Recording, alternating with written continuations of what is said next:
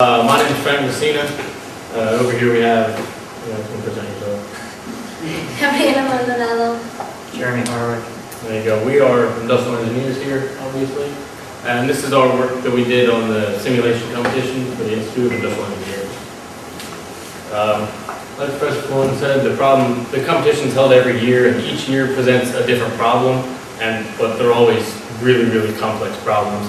And the whole point of the problem is to get really in-depth into it and analyze the problem and then use the simulation software called Arena, which is made by Rockwell Software. They sponsor the competition, that's why we've been using it. But Arena is a simulation program that lets you put in different variables and basically see how a plant is operating, their production outputs, things like that. The competition, the problem was released on January 26th, and the due date was March 20th.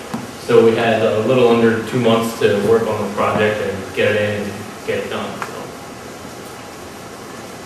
The problem this year is we were given that we're actually going to be working with unnamed Fortune 500 company.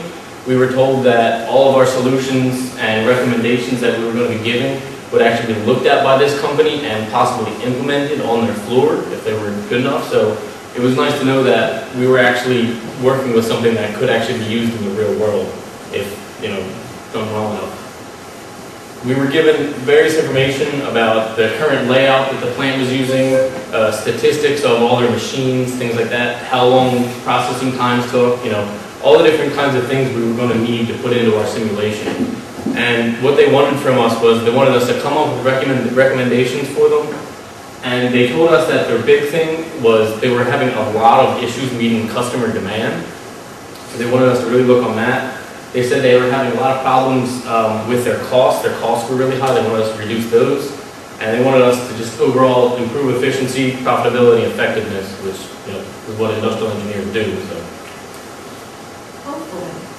Oh, yeah. This is our ambiguous product. This is an actual picture that was given to us with the problem, and we were told that this is what the company makes. They told us that for confidentiality purposes, they couldn't tell us what the company's name was, what the actual products they make, or even what it's related to. The only information we got was that they make everything from food to cell phones. That's what they deal with. So that's the only information we got. So basically what we were told was the products that we were going to be making were called sections and units. Basically, a section is this darker gray outline here. It's the shell of the product. And a unit is these lighter gray inserts with what appears to be a door, I guess. They didn't specify. But so basically you have a section, they get made separately. Then you have a unit which gets put into the section and an area called final assembly. So the sections are made separately, the units are made separately, and then they can come together later on.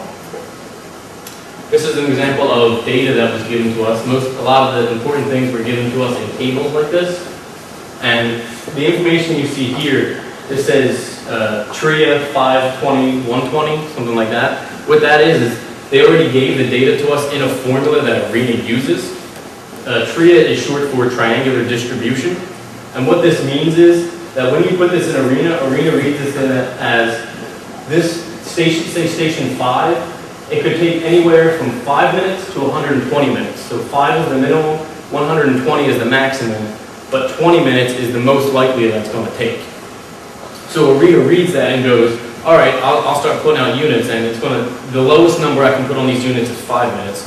The largest number I can put on is 120, but on average, it's probably going to take about 20 minutes. So when you get your output data, all of the information is usually centered somewhere closer to 20.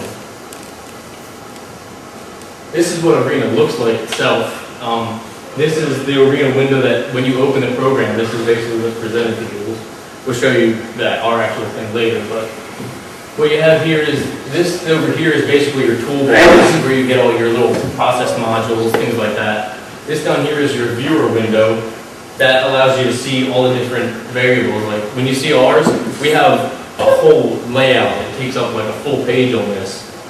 And what this allows you to do is if you click on any one of these, it'll list every single type of that object down here. So instead of having to go and search around the entire page for what individual module you're looking for, you can just view them all right here in an easier access panel.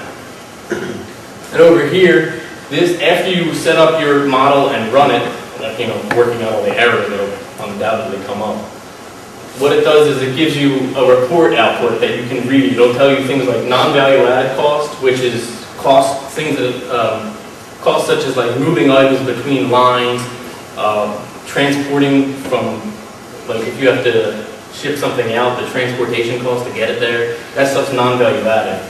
Value added cost is something that actually adds value to the product, such as like if you're painting a product, actually assembling the product, things that actually physically add value to the product. It gives you, it adds these costs for you. It gives you cost of resources, which is Arena's word for a worker. So it tells you how much all your workers cost you, whether they were busy or on breaks. It outlines all things like that. It even tells you how many final products you put out. So Arena is a really useful tool when you're doing simulation things like this. These were the original plant layouts that were given to us with the problem. We were basically told that there's two different operating cells. Cell G, which is up here, that was the smaller one, and then cell A was the larger one. The main difference between the two was that cell G had cell G had one line for unit building, and cell A had 4 lines. And all that basically is, there's an area where the sections are assembled, which were those shells. There's an area where the units are assembled, which were the inserts, and then both of those products get transported to final assembly and get put together. Now, but with cell A, it has a section area and a final assembly area, just like cell G. But for units, there were 4 different build lines. So cell A can build a lot more units than cell G could. This is basically a flow chart that we made in Arena just to kind of wrap our heads around the way products were supposed to flow. Basically, these were all the unit and section build lines, but they're all separately.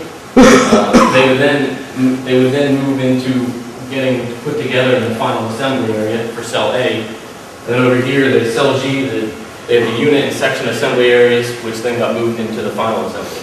That's just kind of a flow chart just to show you how the original layout was intended to flow.